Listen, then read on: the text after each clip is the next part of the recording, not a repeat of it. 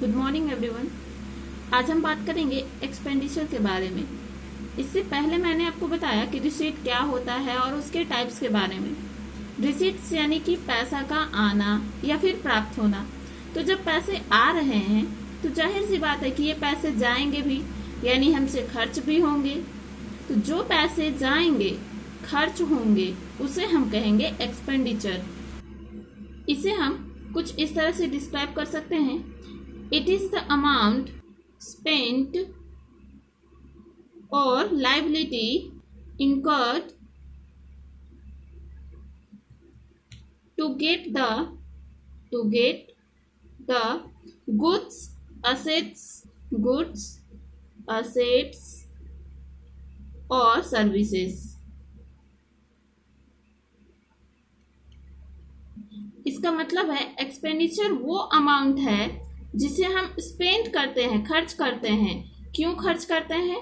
Goods खरीदने के लिए, असेट्स खरीदने के लिए या फिर किसी तरह का सर्विस प्रोवाइड करने के लिए।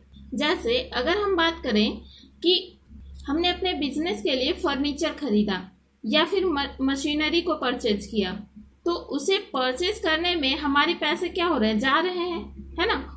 अगर हम किसी असेट्स को खरीद रहे हैं तो असेट आ रहा है, लेकिन हमारा जो पैसा है वो क्या हो रहा है? जा रहा है। या फिर हम कहें कि बस सर्विस देने के लिए हमने बस को खरीदा है, ठीक है, परचेज किया है।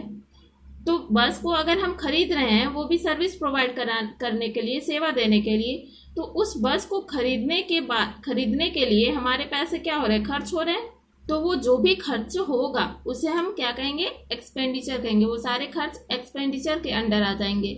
इसे अगर एक लाइन में समझना हो तो सिंपली इसे हम कह सकते हैं कि बिजनेस के सारे खर्चे एक्सपेंडिचर के अंडर आते हैं। आई होप आपको ये अच्छे से क्लियर हो गया होगा। अब हम बात करते हैं इसके टाइप्स के बारे में। एक्सपेंडिचर जो है वो 3 टाइप्स के होते हैं: capital expenditure, revenue expenditure and deferred revenue expenditure. अभी मैं आपको इन 2 टाइप के बारे में डिटेल्स में बताऊंगी। कैपिटल एक्सपेंडिचर जिसे कि पूंजीगत खर्च कहते हैं, और रिवेन्यू एक्सपेंडिचर जिसे कि आयगत खर्च कहते हैं। कैपिटल एक्सपेंडिचर ये वो खर्चे होते हैं जो रेगुलर नहीं होते, ये कभी कभी या फिर एक ही बार होते हैं। जैसे अगर हम बात करें कि अगर हम मशीनरी को परचेज कर रहे हैं, तो ऐसा तो नहीं कि हम बार बार मशीनरी को खरीदेंगे। हमने जो मशीनरी खरीदा है वो एक बार खरीदा और वो मशीनरी हम लंबे समय तक उसका यूज़ कर सकते हैं। यानी कि हम कह सकते हैं कि किसी भी एसेट्स को खरीदे हैं, ठीक है, किसी भी एसेट्स को खरीदे हैं तो उस पर जो खर्च हुआ है वो हो जाएगा हमारा कैपिटल एक्सपेंडिचर।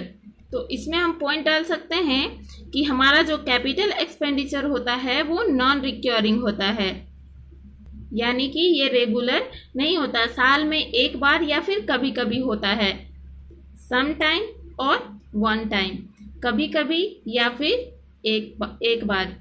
इसमें हम एग्जाम्पल के लिख सकते हैं: purchase of land, purchase of building, purchase of furniture, purchase of machinery etcetera.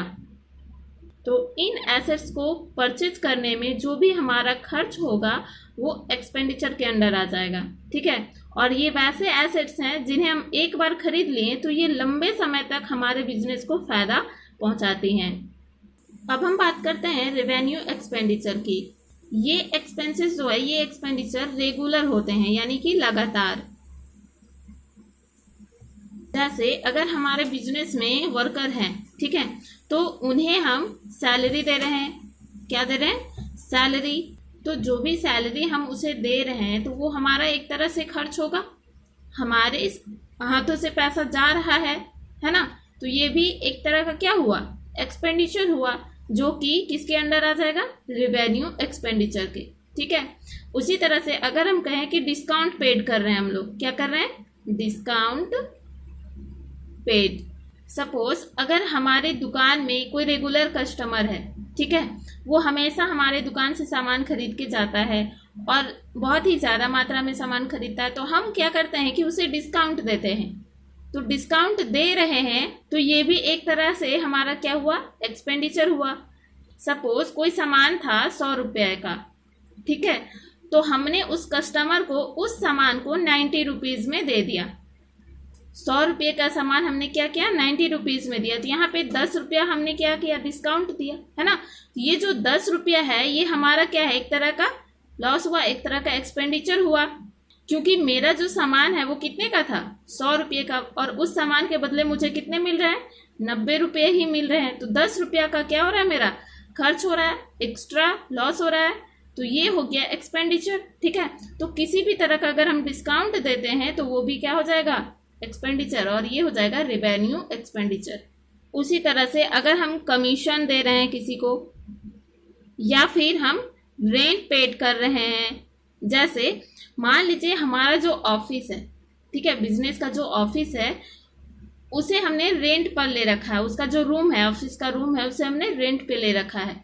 तो उसे हम रूम का रेंट देते हैं, उस रूम का रेंट हमको चुकाना है ना।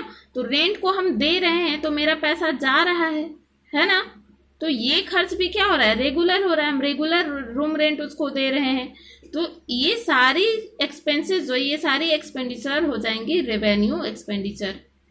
तो आज के क्लास में हमने देखा कि एक्सपेंडिचर हम किसे कहेंगे, है ना, और इसके टाइप्स के बारे में, जिसमें हमने देखा कैपिटल एक्सपेंडिचर और रेवेन्यू एक्सपेंडिचर। कैपिटल एक्सपेंडिचर वैसे एक्सपेंडिचर जिन्हें हम बार बार नहीं करते हैं, और रेवेन्यू एक्सपेंडिचर जो कि रेगुलर होता है, निरंतर होता है, लगातार, ठीक है। आई होप आपको ये दोनों कॉन्सेप्ट अच्छे से क्लियर हो गए होंगे। Thank you.